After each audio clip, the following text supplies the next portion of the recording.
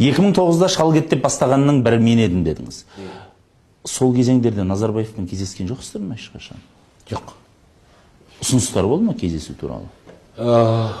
Немесе тырнақшаның ішінде ақылға келу туралы кездесу? Жоқ, оған дейін болды. 2008-де ме, 2007-де ОБСЕ төрағалық етті ғой Қазақстан. Сол кездің алдында мәмілеге шақырған әңгімелер болды. Сізді? Мені, содан кейін оппозицияда жүрген бір азаматтарды шақырған әңгіме болды. Бірақ ол жерден біз мәміле таппадық.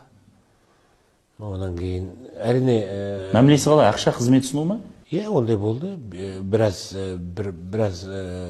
басылымдар көнді, өзінің бизнесін сатты.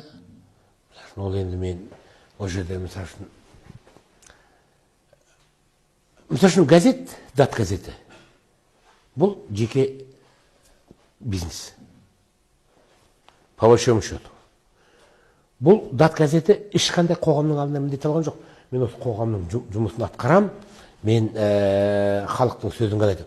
Ол бизнес болып қабылдау керек. Оны сатуға болатын еді. Бірақ енді сол кездерде осындай мәмілелі әңгіме шақырған кезде біз оған келісе алмадық. Бірақ келіскен басылымдар болды. Назарбаев дәуірі Ермұрат Бәпиді қаншаға бағалады сол кезде? Өте жақсы бағалады. Сумасы қанша? Алған жоқсыз ғой ақыры. Мен енді сумасын қазір айтайын. Толық газеттің 100% $5 миллион бағалады. Демек, сол кездегі билік Ермұрат Бәпиді $5 миллион сатып алмақ болды.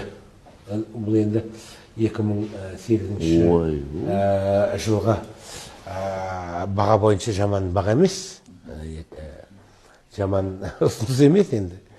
Әрине енді одан да көп өзіңді бағалағың келеді. Бірақ дегенмен сондай ұсыныс болды. Бірақ мен оған көнбедім.